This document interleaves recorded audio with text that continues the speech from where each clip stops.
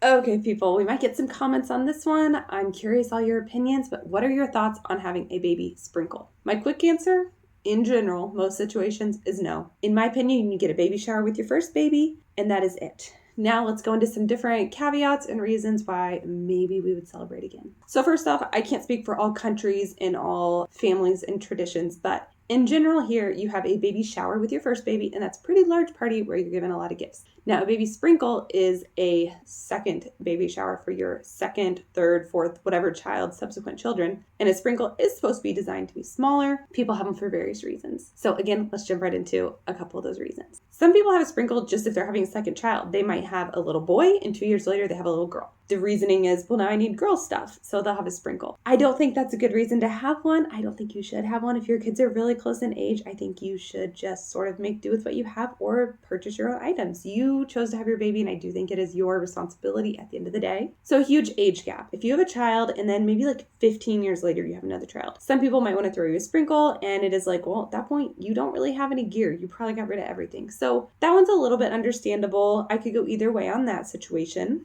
Maybe your friends are really pushing it. It could be friends, it could be coworkers, and they really want to throw you one. Okay, if you're down for it, go for it. Definitely don't ask somebody to throw you a sprinkle, or if you're pushing it as did mama, I think that's unnecessary. If someone else is really wanting to do it, that's up to you. If you are uncomfortable with it, go ahead and respectfully decline it. And if they want to do it and you're okay with it, keep the guest list extremely small. Maybe it's just your coworkers, maybe it's just your really close circle of friends. Don't invite your second cousins. Don't invite, just the people that are really extended in your life and in your circle. It starts to seem tacky at that point. So keep it very small if you do have a sprinkle. A couple other reasons you might have a sprinkle. This one is more sensitive, the loss of a child. I have not experienced any child loss. I cannot relate to this. I cannot really speak for this, but I do want to say if a mother and father, of course, lost their first baby, maybe their first birth was like a stillbirth or just a late pregnancy loss, even an early pregnancy loss, whatever the case is, or just like they lost their child once they were born, they lived, and then they passed away for whatever various reasons. They may want to do a full baby shower. They may want to do a sprinkle. They may be uncomfortable with anything and be too emotional to do so. I think if there's child loss or pregnancy loss, you go by the mom's lead. You do what they want to do. You do what they are comfortable with. The parents may have gotten rid of all the items. They may have donated them all. They may have turned all the clothing into a memory quilt. They may not be able to use the same ones. It might be too emotional.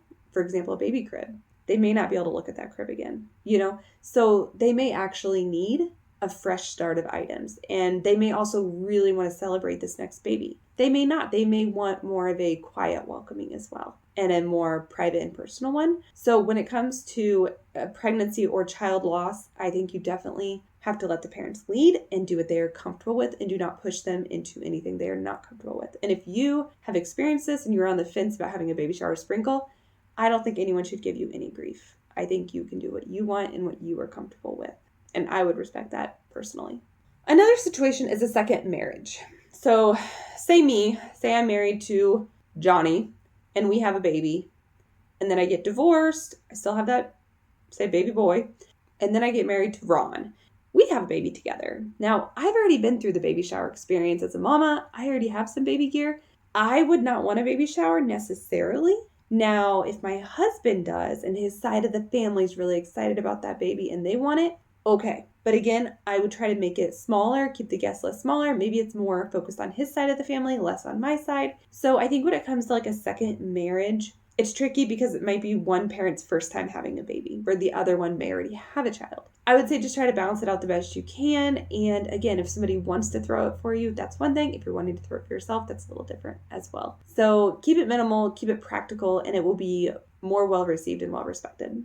So when it comes to baby sprinkles, I think for the most part, you shouldn't do them. Again, it comes down to, are they throwing it for you? Should you respectfully decline? Should you just keep it very small and intimate? I think a lot of factors can come into play, but I don't think everyone needs to be having sprinkles. I think it's too many parties, too much asking for items, and I do think at the end of the day, taking care of your child is your responsibility.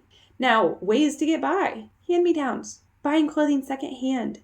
Buying gender-neutral clothing the first time. So with your first baby at that first baby shower, try to get onesies and sleepers that are just a solid navy blue, olive green, tan, just some nice basic colors, not a lot of prints and patterns that scream boy or scream girl.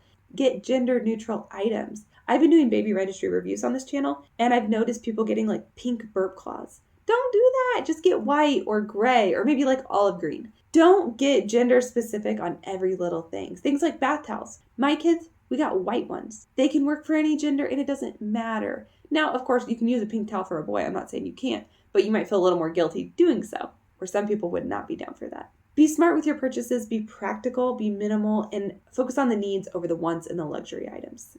So once again, as you can tell, I'm not here for the sprinkle. I'm not about it.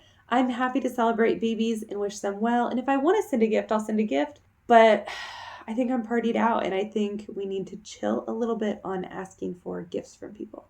So it depends on your angle, your vibe, and what you're going for. I've seen a lot about nesting parties lately, and I think that is a wonderful way to help mom out before baby comes and help the family out. So look into those. I think those could be a really cool replacement for the sprinkle. If you are interested in checking out some of my baby registry reviews, I will link a couple videos at the end here. And those are where I go on Amazon and I take a random baby registry, go through it item by item, and I'll kind of critique them if I think they're good items or bad items. And I will leave all those links in the description. So check out those and that will help you fill out your baby registry.